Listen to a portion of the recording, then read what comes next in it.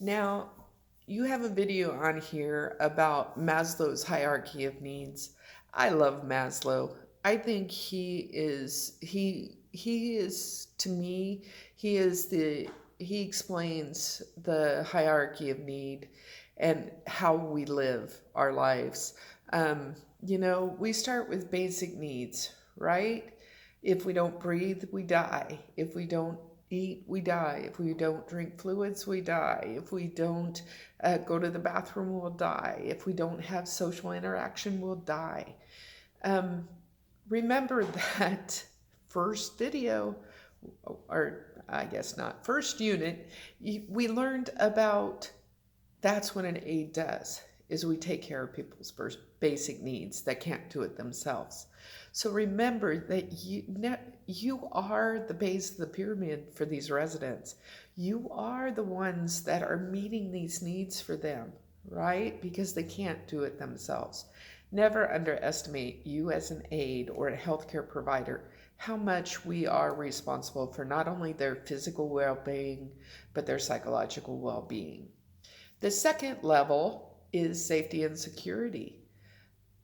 By taking good care of our residents is when we put ourselves out there and we make sure they're safe and secure, that they're going to feel that way, which brings them to the next level of love and belonging. We become the residents' family.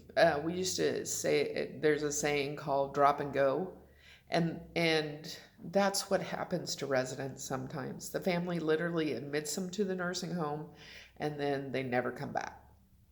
So we, as staff, become their family. We're there on the good days. We're there on the bad days. We're there when their birthdays and holidays, right? We're there for them. And we have to realize that we are very blessed to be part of their life, and we're very blessed to know them, right? Um, and then the next one is self-esteem. Now, this is where independence comes in, right? By having them do as much as they can for themselves, it gives them some self-esteem. Talking to them about their life, their family, what they like, what they dislike, gives them some identity, gives them that self-esteem. So it's important to talk to them. Now, the top level of the pyramid is self-actualization. Now, I use my dad as the example for this because it's the best thing that associates it for me. Now, my dad, 2 days before he turned 80 years old, started puking and pooping bright red blood, large amounts, copious amounts, right? They airlifted him to St. Francis here in Wichita and found he had a very rare tumor, a GIST tumor, on his stomach, spleen, and pancreas. It was attached. So they came in and said he needed to have a big surgery. He went home for a couple days and then he came back.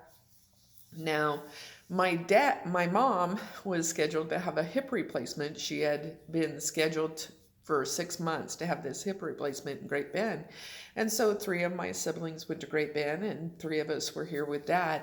And I can remember the day of that surgery that we were sitting there, and my dad was the matriarch of the family. He was the heart of the family. He made everybody feel like they were important, and he just showed love.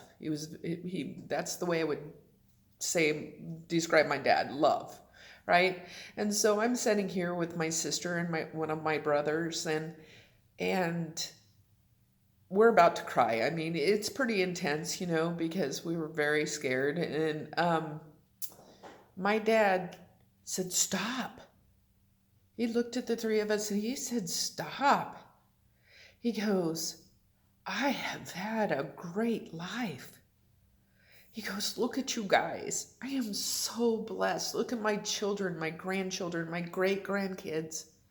He goes, "I have a wonderful business that is thriving." He goes, "I've been married to the love of my life for 59 years. He goes, "I have had a great life." He said, "If I would die today, I would be better off. He said, besides, I'd be with God. He said, and you guys are going to go have a beer and celebrate how great my life is. He goes, but there won't be sad tears today. Guys, that's self-actualization. When our residents can look at their life and say, gosh, it's been a good one. Or we talk to them about their life. We know what they did. We know about their families. We know what their happy happened in their life. Or we let them express what was bad in their life. No matter if we want them, even though they're in a nursing home, to know it was a good life, right? That's self-actualization. That's when we can look at our lives and say, oh, thank you, Lord, that was a good one. Now, we go up and down this pyramid our whole lives. You have probably done it. I have done it. Oh, man. When I graduated high school, I was, self-esteem. I had full ride scholarship for athletic training. I had a great place to live, a nice vehicle. I was on the dean's list, right? 6 months later, I met a blonde-haired, blue-eyed boy, swept me off my feet. 6 months after that, I was pregnant, stopped going to college. Heck with withdrawing classes, I just didn't go. Ended up, he was physically and verbally abusive.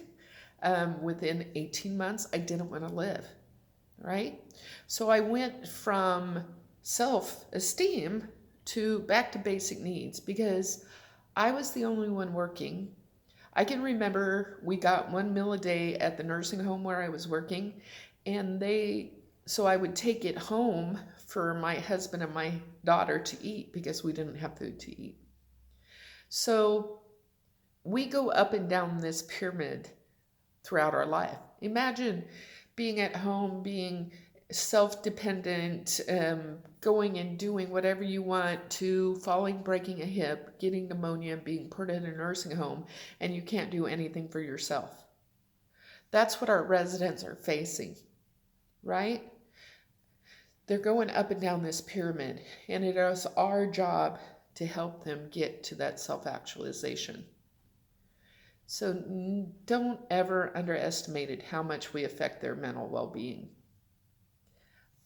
See you next video.